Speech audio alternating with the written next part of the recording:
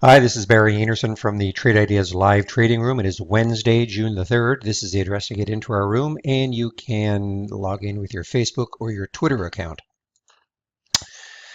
All right, well, kind of an ugly day. Ugly in that if you really didn't get in quickly in some of these, you were going to spend a lot of time kind of sitting in your hands.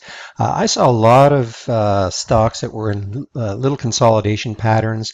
Then they'd have a little volume pop and a little price pop and do absolutely nothing, which, those things are really frustrating because a lot of people look for that. We're looking for consolidation, a volume and a price pop, and then you hope there's continuation. But anyway, I didn't see very many of those that had good continuation. So, but again, if you didn't do anything really early, you may have been kind of frustrated for the whole day.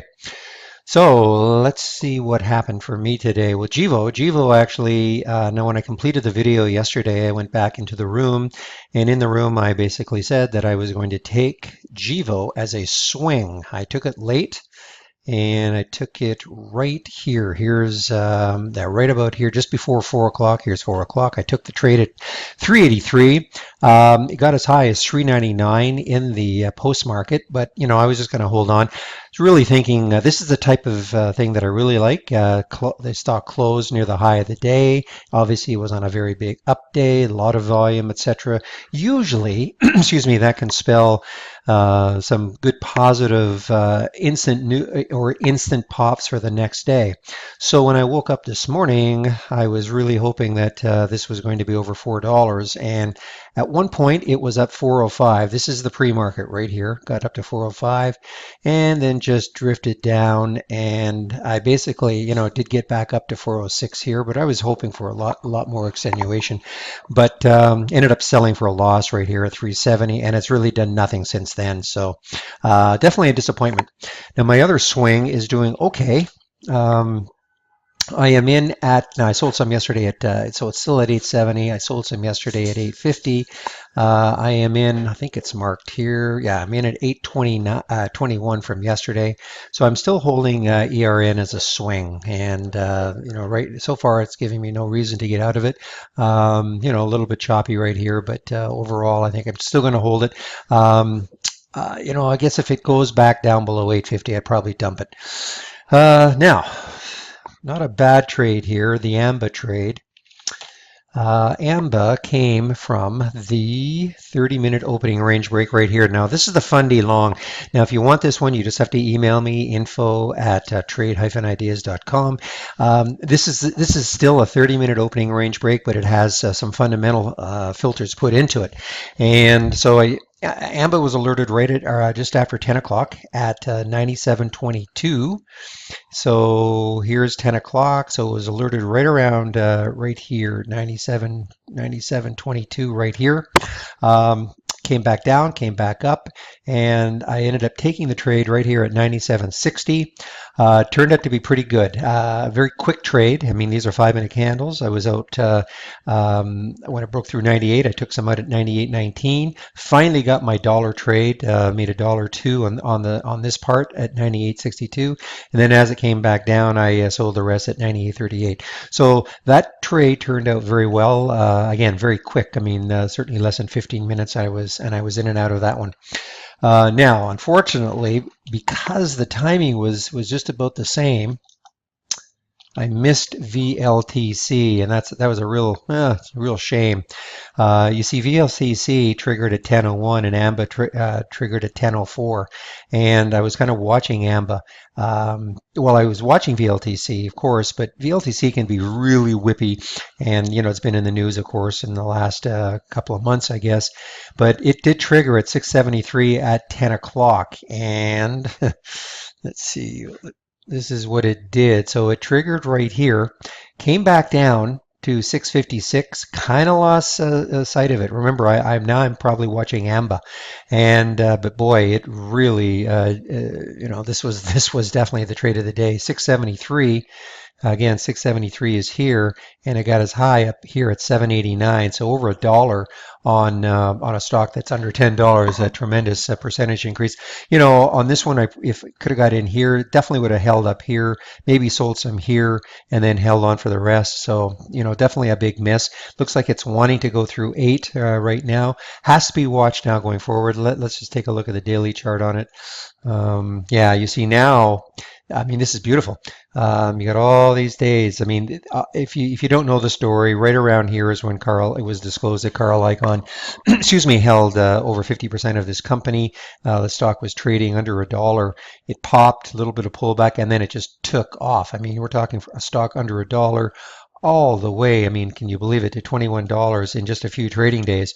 Now it has come all the way. It had this big drop off, tried to rally, but then it's been in a steady decline, and now maybe now it's ready to start moving back up again. So I mean, you know, you got some maybe some resistance right here at the $12 area. So if it sits here over $8, I would expect that a lot of people are going to watch this tomorrow, and if it starts to run, you know, people are going to probably pile into it, and you know, more than likely I'll be one of them, assuming I get a decent pattern out of it. CONN was another 30-minute opening range break. Let me just bring that one out. CONN was right here, 39.43. Now I had to wait for this one. 39.43 at 10.24. Let me just get the 5-minute chart up again. So I had to wait for this one because what did I say that was at? 39.43. 39.43. So the first break was right up here, and then you see this big pullback, and it got all the way back down to 39.23. It was only a 20-cent pullback, not bad. But so what I did was I put a broker alert in my charting program. I put the alert right around this area here, and so when it broke above that trigger again, and that's something that I virtually always do. And I'm going to show you one that I forgot to do it on, and I again, I just paid for that one. Anyway, got into CONN here at 39.58. Took some out. This can be very whippy, and the spread was bad. So I took some out at 39.76. I did not want to see something like this happen to me immediately. And now it popped through 40. Thought maybe it's on its way, but when it went back down through 40, exited at 39.86. So no great shakes, but definitely something that excuse me, that I would encourage everybody to do if you have this particular strategy, that just because it doesn't work and you get a pullback, just put an alert in either your charting program or your brokerage platform to alert you when it triggers again, and then watch it. And that is the mistake I made on RVNC. RVNC. When I say mistake, I mean there's a lot happening, obviously. For me, I'm trying to follow a lot of different things, answer emails left and right, but still, this should not have happened to me. 28.19 at 10 o'clock. Okay, so remember those. No, just 1 second. Okay, sorry about that. So 28.19. So 28.19 at 10 o'clock. So right here. But look what happened. It just pulled right back down to 27.51. You might think, oh, well, it's over. Forgot about it. And all I had to do was just put, which I forgot, you don't see a line here. I just forgot to put the alert, say at 28.22 over the high of this, and it was off to the races after that. Now, choppy in that, but maybe you take fewer shares. But I mean, look at this. I mean, you're all the way up to 29.95 from a 28.19 alert. So, not quite $2, but I mean, that's just a tremendous one. And here you are at $2. So, again, I encourage you, if you have this particular strategy, and it doesn't work the first time, just put an alert in it and follow it like mad. It makes a great watch list. And let's see, the other one that I had a little loss on. This was, let's see, what is it doing right now? It's 401.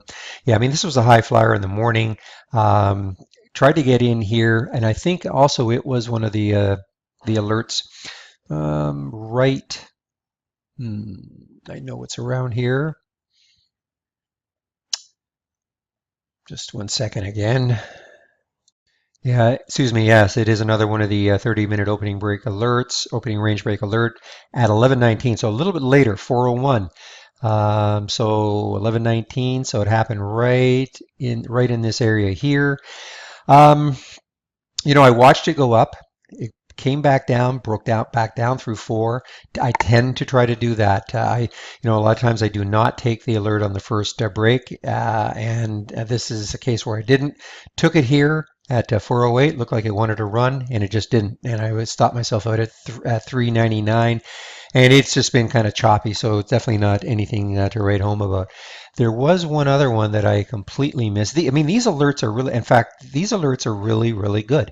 IMH was another one, 1875. Remember that number, IMH, 1875. IMH, 1875, so right in this area. So the alert was here, and stock got up to 1996. That's over $1. Not saying you can hold on through all this, but I mean these are really, even if you want to take fewer shares and expand your risk, or expand your stop, you can kind of hold on through a lot of this, and they're just really, really good plays. The other one was ARDX 1339, ARDX 1339. Here it is, 1480. I mean, this is a tremendous one. Now, why am I missing them? The reason I'm missing them is that I've got a lot going on. I'm not just following these. However, what I might start doing again is just looking at the 30-minute opening range breaks and forgetting everything else, because there's just too many good opportunities sliding by me, and one or two of these a day. Let me see. I don't even know if this one worked. Neptune at 938. See what happened there. Well, that one probably wouldn't have worked very well. I mean, it's above it right now, but it was very choppy. But if you'd waited, I guess, and tried to get in on the second break, at least you wouldn't have lose any money. But I think what I may do tomorrow, especially with the market being like this, is just concentrate on the 30-minute opening range breaks. I'm going to get rid of all the other alerts that I've got, and just try to keep it really simple because I'm starting to miss some of these, and really, there's no excuse for it. All right, let me just see if there's anything else I want to talk about, maybe as something that I just want to show you. Here's one I did do, but you see what I'm talking about here? Here's a pretty good consolidation. And I notice this, and I see this big volume here. And, typically, good consolidation, volume usually leads to something. Well, it led to a little bit. I mean, I did take this. I took it, I think, at 16 or 607, and I made a couple of pennies on it. I thought maybe it would keep going, but it just pulled back. So this is what I'm saying. There's very, very little follow through. I think EMC was another one that I was watching. Yeah, the same thing. I mean, here, look at this huge volume right here. And, pretty good consolidation. I mean, this is 2692 and this is 2702. I mean, it looks a little choppy on this 5-minute chart, but it really isn't. And it's just done nothing. This volume is right here and it's just not pushing it at all. Now, there's another hour and a half left in the market, so I will continue to watch this because, this volume that's right here could finally decide to kick in, like all the people who bought here could decide to kick in later. Now, this could just be a cross. I mean, I have no way of knowing, but it's always good to keep an eye on these, and so that's what I'm doing. The high of the day is 2708, so I'm going to probably put like an alert at 2710, see if it gets over that, and then maybe jump in and take some.